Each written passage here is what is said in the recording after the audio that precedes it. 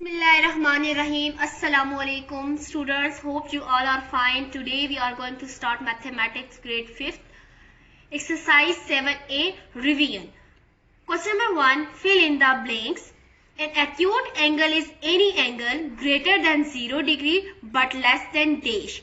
So students, हम अपने previous lecture में भी डिस्कस कर चुके हैं कि acute angle वो एंगल होता है जो 0 से ग्रेटर होता है बट लेस देन किससे होता है 90 डिग्री से. सो इस ब्लैंक में आप क्या लिखेंगे? An acute angle is any angle greater than 0 degree but less than 90 degree. Second is an angle which is greater than a right angle but less than 180 degree is called an dash angle. Already ये भी हम अपने previous lecture में discuss कर चुके हैं कि वो एंगल जो 90 डिग्री से ग्रेटर हो और 180 से स्मॉलर हो तो उन एंगल्स को हम क्या कहते हैं? Obtuse angle. सो ब्लैंक में क्या लिखेंगे? Obtuse angle. A reflex angle is any angle which is greater than dash but less than dash. So students, reflex angle कौन से एंगल होते हैं? वो एंगल्स होते हैं जो 180 से ग्रेटर होते हैं और 360 से लेस देन होते हैं. सो फर्स्ट में क्या लिखेंगे? 180 डिग्री और लास्ट में क्या लिखेंगे? 360 degree. Two right angles make a dash angle. अब आप देखें, दो राइट एंगल्स मीन 90 प्लस 90. अगर इन दो एंगल्स को सम किया जाए, इन दो एंगल्स मिलकर क्या बनाते हैं? एक स्ट्रेट एंगल बनाते हैं. सो ब्लैंक में क्या लिखेंगे? Two right angles make a straight angle. The arm of a right angle meet each other at dash degree. So students, जो आर्म है, the arms of a right angle meet each other. कहां पर वो मिलते हैं? At 90 degree. Question number 2, state whether the following are true or false. So question number 2 is your home task. You have to do it by yourself. Question number 3, select the correct answer from the given options. So students, अब क्या करना है? आपने correct option को choose करना है. An angle greater than 0 degree and less than 90 degree is called. वो angle जो 0 से बड़ा हो और 90 से छोटा हो तो वो एंगल कौन सा होता है? Acute angle. An acute angle. Question, an angle greater than 180 degree and less than 360 degree. कि वो एंगल जो 180 से ग्रेटर हो बट 360 से क्या होता है? लेस देन हो, तो उस एंगल को हम क्या कहते हैं? वो कौन सा एंगल होता है? Reflex angle. The magnitude of a reflex adjacent to angle ABC is. So students, जो रिफ्लेक्स एंगल होता है, हम ऑलरेडी अभी डिस्कस किया हमने कि रिफ्लेक्स एंगल किसके इक्वल होता है? 360 डिग्री के. सो जब रिफ्लेक्स एंगल जब भी हम फाइंड करेंगे तो उसके लिए हम क्या करेंगे? 360 डिग्री में से जो एंगल हमें गिवन होगा उसको माइनस कर देंगे. An angle with magnitude 360 minus 252 is. अब आप देखें यहाँ पर 360 यानी कि रिफ्लेक्स एंगल गिवन है, इसमें से हम 252 को जब माइनस करेंगे तो हमारे पास जो भी एंगल आएगा वो लेस देन किससे आएगा? 90 लेस देन. सो स्टूडेंट्स, जब हम 360 में से 252 को माइनस करेंगे तो आप देखेंगे हमारा आंसर क्या आ जाएगा? 108 मीन्स 108. सो वो एंगल जो 90 से ग्रेटर देन हो तो वो कौन से एंगल्स होते हैं? Obtuse angle. सो यहाँ पर हमारा करेक्ट ऑप्शन क्या है? Obtuse angle. The number of right angles in a straight line are 2. So students, जो हमारे पास स्ट्रेट लाइन होती है उसके ऊपर राइट एंगल्स कितने होते हैं? 2 राइट एंगल्स होते हैं.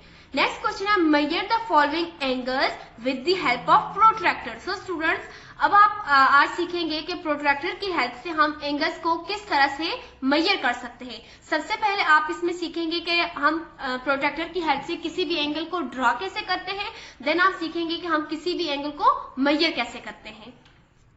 स्टूडेंट्स, ये आप देख रहे हैं, ये हमारे पास प्रोट्रैक्टर मीन्स के ये हमारे पास क्या है? डी है. अब इस डी के ऊपर आप देखें आपके पास 2 स्केल्स गिवन है. एक ये इनर स्केल है और ये एक आउटर स्केल है.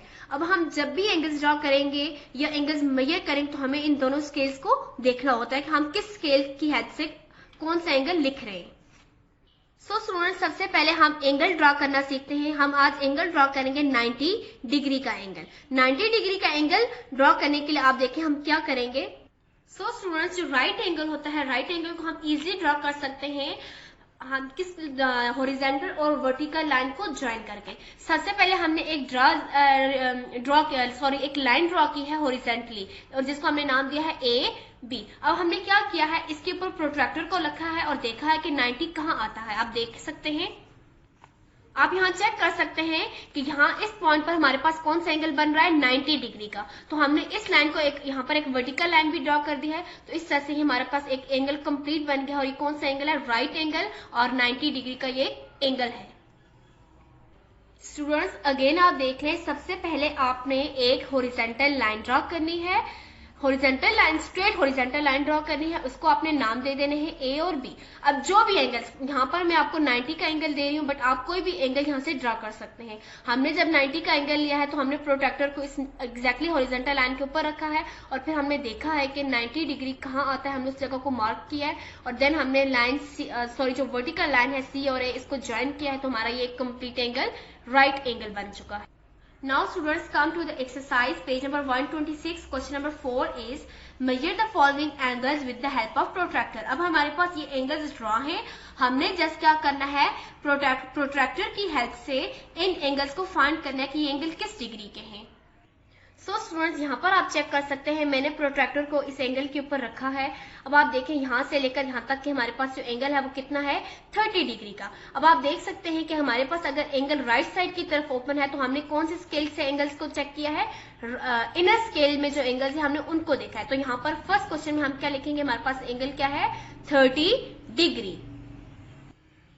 स्टूडेंट्स क्वेश्चन नंबर बी के पार्ट में आप देख सकते हैं कि हमारे पास यहाँ एक एंगल है, एग्जैक्टली हमने फिर वहां से इसके ऊपर प्रोट्रैक्टर को रखा है, और आप देख सकते हैं यहाँ पर हमने जो एंगल लिखना है वो क्या है, 60 है। अब आप देखें ये जो एंगल ड्रॉ किया गया है ये लेफ्ट साइड की तरफ ओपन है। इस मीन हम कौन से स्केल के ऊपर देखेंगे, आउटर स्केल के ऊपर। जब भी आप एंगल्स को मेजर करेंगे, एंगल्स को आप देखेंगे, तो आपने ये बात याद रखनी है कि अगर कोई एंगल राइट साइड की तरफ अगर ओपन है तो आपने इनर स्केल देखना है, और अगर लेफ्ट साइड की तरफ ओपन है तो आपने आउटर स्केल के ऊपर जो एंगल्स है उनको देखना है।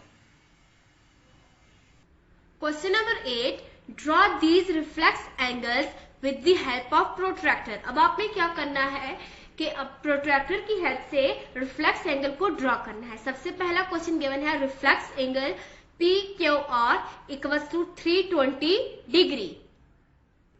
सो स्टूडेंट्स सबसे पहले हम क्या करेंगे, जब भी हम रिफ्लेक्स एंगल फाइंड करते हैं तो हम क्या करते हैं, जो रिफ्लेक्स जो हमें एंगल्स गिवन होते हैं उनको माइनस करते हैं। सो 360 में से जब 320 को हमने माइनस किया है तो हमारा आंसर क्या आया है, 40 डिग्री। 320 हमें क्वेश्चन में गिवन है। अब हमने क्या करना है, using a protractor draw an angle of 40 degree, क्योंकि हमारे पास आंसर क्या आया है, 40 डिग्री। सो हम प्रोट्रैक्टर की हेल्प से 40 डिग्री का एक एंगल ड्रॉ करेंगे। अब यहाँ पर आप देख सकते हैं स्टूडेंट्स, ये हमने एंगल ड्रॉ किया है। यहाँ पर ये हमारे पास इनर स्केल का जो है 40, तो यहाँ पर हमने एक लाइन ड्रॉ कर दी है। ये हमारे पास कंप्लीट एंगल है 40 डिग्री का, PQR। बट ये जो आउटर साइड में एंगल बन रहा है यहाँ से लेकर यहाँ तक, तो ये एंगल हमारे पास कितना है, 320 डिग्री का है। So the outer angle PQR equals to 320 degree. Exercise 7B, question number 1, fill in the blanks. Adjacent angles have a common side and a common vertex. ये हम अपनी डेफिनेशन में ऑलरेडी डिस्कस कर चुके हैं। जो एडजेसेंट एंगल्स होते हैं उनमें एक कॉमन साइड भी होती है और एक कॉमन वर्टेक्स भी होता है। सो यहाँ पर क्या लिखेंगे, common vertex.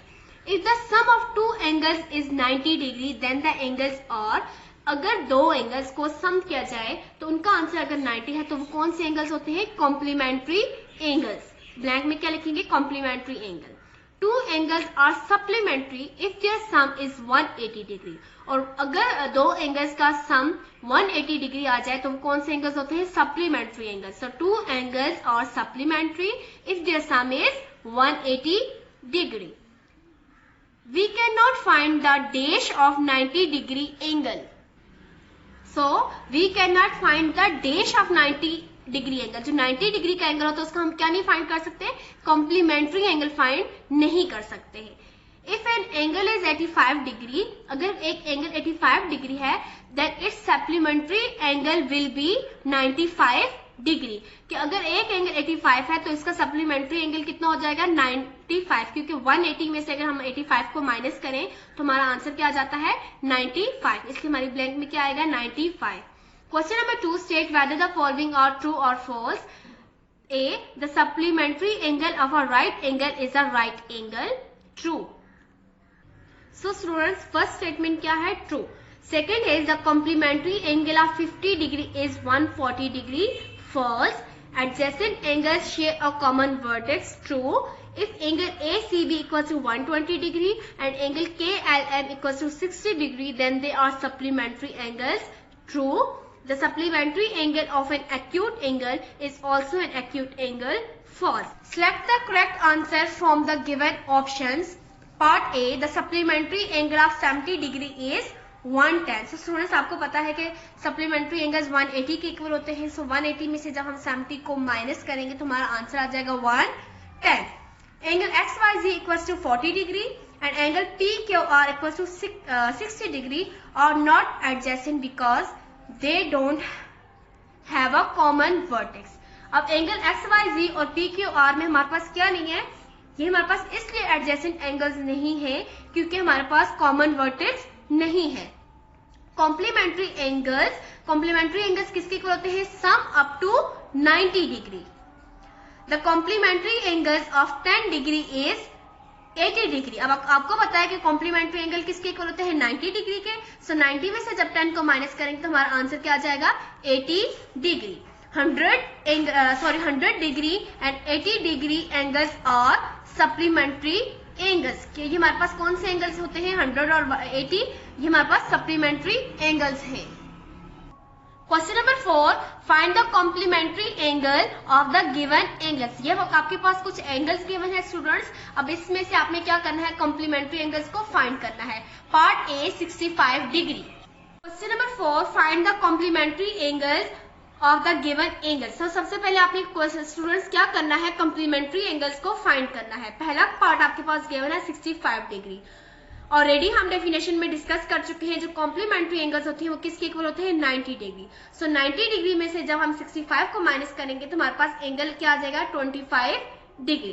Question number 5 is find the supplementary angle of the given angles. अब हमने क्वेश्चन नंबर 5 में कौन से एंगल्स फाइंड करने हैं, सप्लीमेंट्री एंगल्स. सो पहला क्वेश्चन है 165. सप्लीमेंट्री एंगल्स किसके इक्वल होते हैं 180 डिग्री के. सो 180 डिग्री में से जब 165 डिग्री को हम माइनस करेंगे तो हमारे पास आंसर क्या आ जाएगा 15 degree. All the remaining questions is your homework. You have to do it by yourself. Jazakallah fi amanillah.